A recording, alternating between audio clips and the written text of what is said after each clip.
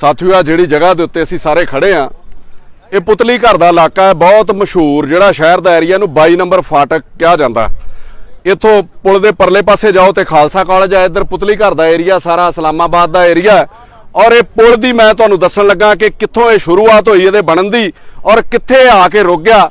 2017 दे विच सार नवजोत सिंह सिद्धू मंत्री सीगे, कांग्रेस के मंत्री बने और 3-4 पुलों की रूपरेखा तैयार की गई शहर के विच, जिहदे विच एक ये भी पुल सीगा, थल्ले बहुत ज़्यादा रश ते बहुत ज़्यादा रशी एरिया ने और कोविड आ जाता। उस दौरान कोविड दे विच काम जिहड़ा साल 1.5 साल सारी दुनिया ही बंद हो गई सी, वो किसी दे उत्ते भी गुस्सा गड़ा नहीं बनता। साल 1.5 साल इहदा काम बंद रहिंदा। उस तो बाद इनू बहुत स्पीड दे नाल साडे डीसी आउंदे ने इत्थे हरप्रीत सूदन, वो काम शुरू कराउंदे ने 2-3 पुलों का। वल्ला फाटक जिहड़ा वो शुरू हो चुका, जिहदी नाल ही उदों रूपरेखा तैयार की गई सी। और दसना चाहुंदा मैं इहदे फायदे की ने और ये अज तक चालू नहीं होया ते इहदे नुकसान की ने। 40% शहर का ट्रैफिक जिहड़ा वो इहदे नाल सुधर सकदा, क्योंकि बाहर सड़कों के उत्ते बहुत ज़्यादा रश रहिंदा और शहर की 60% पॉपूलेशन इहदे आले दुआले रहिंदी है। बहुत रशी एरिया ने और शाम नूं टारी बॉर्डर ते जदों 20-30 हज़ार बंदा जांदा, वो पुतली घर चौंक दे विच जाम लगदा जिहड़ा इत्थों दी जा सकदा।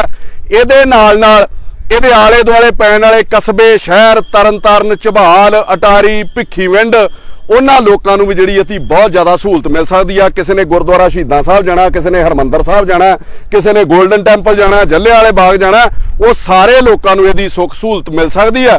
उस तो भी उपर आ जाओ जो असीं खाने आ, मतलब किसान पैडी सीजन जिहड़ा चल रहा, कणक का सीजन है, किन्ना वल के किन्नी ट्रैफिक दे विचों ट्रैक्टर ट्रालियां जा रहे हैं और किन्ना जिहड़ा तेल भी वेस्ट होंदा और टाइम भी जाया होंदा और शहर दे विच जाम भी जिहड़ा लगदा, वो सारियां चीज़ां दी सहूलत इत्थे जिहड़ी मिल सकदी है। इस पुल दे चालू होण नाल 24 करोड़ रुपए की लागत दे नाल इह जिहड़ा पुल तैयार किया गया।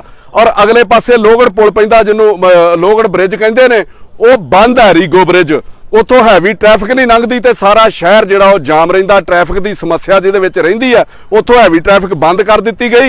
ये पुल जिहड़ा चालू होना चाहिदा सीगा, सिर्फ पूरे दा पूरा पुल तैयार है। सवेरे मैं अधिकारियों नाल गल कीती, वो कहंदे जी उद्घाटन दी वेट कर रहा, सिर्फ पुल के उद्घाटन का टाइम जिहड़ा सीएम साहब कोलों मंगिया जा रहा, वो टाइम दे देण ते अद्धे घंटे दे विच रस्ता जिहड़ा खोल दिता जाऊगा। हुण इह रोकिया क्यों गया?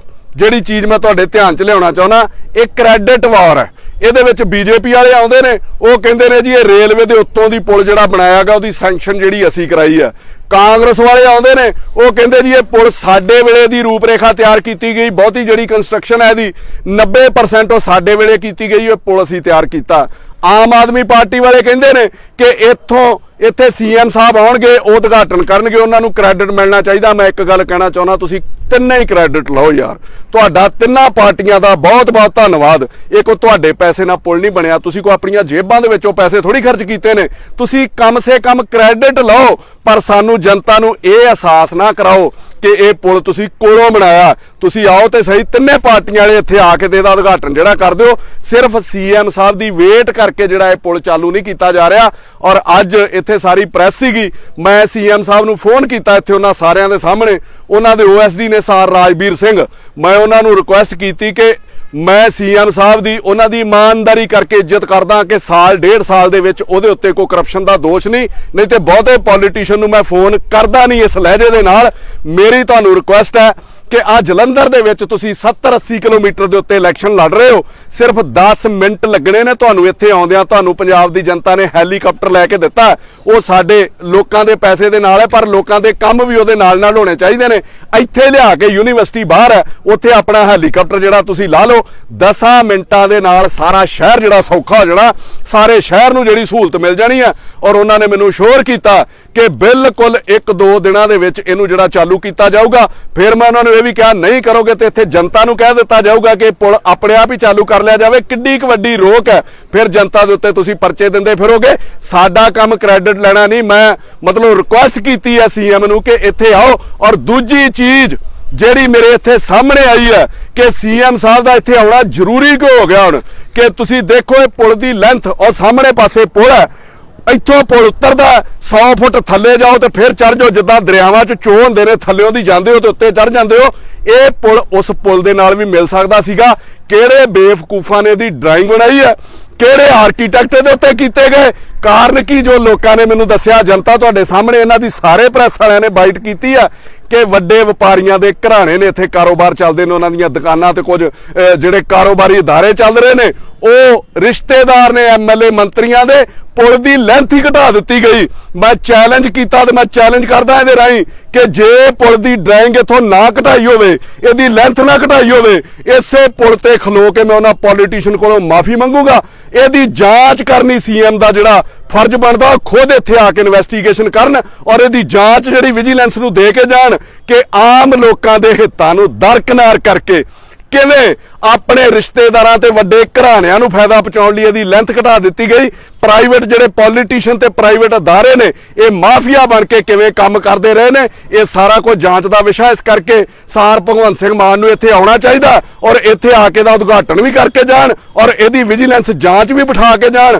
ਉਹਦੇ ਬਾਰੇ ਮੈਂ ਉਹਨਾਂ ਨੂੰ ਫੋਨ ਦੇ ਉੱਤੇ ਬੇਨਤੀ ਕੀਤੀ ਹੈ ਔਰ ਮੈਂ ਆਸ ਕਰਦਾ ਕਿ ਇੱਕ ਜੈਨੂਅਨ ਜੀ ਬੇਨਤੀ ਸੀਗੀ ਜਿਹੜੀ ਉਹਨਾਂ ਨੂੰ ਮੈਂ ਕੀਤੀ ਹੈ। ਬਾਰ-ਬਾਰ ਇੱਥੇ ਲੋਕ ਆ ਰਹੇ ਆ, ਪੋਲੀਟੀਸ਼ੀਅਨ ਆ ਕੇ ਆਸ਼ਵਾਸਨ ਦੇ ਰਹੇ ਆ, ਚੇਅਰਮੈਨ ਵੀ ਆਉਂਦੇ ਆ ਕਿ 2 ਦਿਨਾਂ ਦੇ ਵਿੱਚ ਇਸ ਮਹੀਨੇ ਦੇ ਐਂਡ ਤੱਕ ਪੁਲ ਜਿਹੜਾ ਚਾਲੂ ਕਰ ਦਿੱਤਾ ਜਾਊਗਾ। ਇਸ ਮਹੀਨੇ ਦੇ ਐਂਡ ਦੇ ਵਿੱਚ ਹੁਣ ਗੋਡੇ ਰਹਿ ਗਏ, ਅੱਜ 29 ਤਰੀਕ ਹੈ ਯਾਰ, ਕੱਲ 30 ਤੇ 31 ਆ। ਸੋ ਮੇਰੀ ਬੇਨਤੀ ਹੈ ਸੀਐਮ ਸਾਹਿਬ ਨੂੰ ਕਿ ਜਾਂ ਤੇ ਡੀਸੀ ਸਾਹਿਬ ਨੂੰ ਆਪਦੇ ਚੇਅਰਮੈਨ ਨੂੰ ਡਾਇਰੈਕਸ਼ਨ ਦੇਣ, ਇਹਦਾ ਵਰਚੁਅਲੀ ਕੋਈ ਵੀਡੀਓ ਕਾਨਫਰੰਸਿੰਗ ਲਈ ਉਦਘਾਟਨ ਕਰ ਲੈਣ, ਇੱਥੇ ਲੋਕ ਇਕੱਠੇ ਹੋ ਜਾਣਗੇ ਉਹਨਾਂ ਨੂੰ ਸੁਣ ਲਈ, ਜਾਂ 15 ਮਿੰਟ ਦਾ ਰਸਤਾ ਉਹਨਾਂ ਕੋਲ ਇੱਥੇ ਆ ਕੇ ਇਸ ਪੁਲ ਨੂੰ ਚਾਲੂ ਕਰਾਇਆ ਜਾਵੇ ਔਰ ਸ਼ਹਿਰ ਦੇ ਲੋਕਾਂ ਨੂੰ ਮਤਲਬ ਨਿਜਾਤ ਦਿੱਤੀ ਜਾਵੇ ਇਸ ਟ੍ਰੈਫਿਕ ਦੇ ਉੱਤੋਂ ਔਰ ਲੋਕਾਂ ਨੂੰ ਜਿਹੜੀ ਸੁੱਖ ਸਹੂਲਤ ਬਣਦੀ ਦਿੱਤੀ ਜਾਵੇ। ਇੱਕ ਚੀਜ਼ ਮੈਂ ਉਹਨਾਂ ਦੇ ਧਿਆਨ 'ਚ ਹੋਰ ਲਿਆਉਣਾ ਚਾਹੁੰਦਾ ਇਸ ਵੀਡੀਓ ਦੇ ਰਾਹੀਂ ਕਿ ਪਿੱਛੇ ਜੇ 3 ਬੱਚੇ ਜਿਹੜੇ ਉਹ ਸੜ ਕੇ ਇੱਥੇ ਮਰ ਗਏ ਸੀਗੇ, 3 ਪਰਿਵਾਰ ਦੇ ਜੀ, ਉੱਥੇ ਫਾਇਰ ਬ੍ਰਿਗੇਡ ਦੀ ਗੱਡੀ ਨਹੀਂ ਸੀ ਪਹੁੰਚ ਸਕੀ ਇਸ ਪੁਲ ਦੇ ਕਰਕੇ, ਥੱਲੇ ਰਸਤੇ ਜਿਹੜੇ ਟਾਈਟ ਕਰ ਦਿੱਤੇ ਗਏ। ਇਹ ਸਾਰਾ ਇਨਵੈਸਟੀਗੇਸ਼ਨ ਦਾ ਵਿਸ਼ਾ ਹੈ। ਜੋ 3 ਬੰਦੇ ਮਰ ਗਏ ਨੇ ਤੇ ਕਮ ਸੇ ਕਮ ਅੱਗੋਂ ਮਰਨ ਵਾਲੇ ਤੇ ਅਸੀਂ ਬਚਾ ਲਈਏ ਨਾ। ਸੋ ਇਸ ਕਰਕੇ ਮੇਰਾ ਇੱਥੇ ਅੱਜ ਆਉਣ ਦਾ ਮਕਸਦ ਸੀਗਾ ਔਰ ਮੈਂ ਸਰਕਾਰ ਨੂੰ ਬੇਨਤੀ ਵੀ ਕੀਤੀ ਹੈ ਔਰ ਇਹ ਚੇਤਾਵਨੀ ਵੀ ਹੈ ਕਿ ਜੇ ਨਹੀਂ ਖੋਲਣਗੇ ਤੇ ਹਫ਼ਤੇ ਤੱਕ ਇੱਥੇ ਆਪ ਹੀ ਜਨਤਾ ਨੇ ਪੁਲ ਖੋਲ ਲੈਣਾ, ਫਿਰ ਤੁਸੀਂ ਜਿਹੜੀ ਕਾਰਵਾਈ ਕਰਨੀ ਕਰ ਦਿਓ।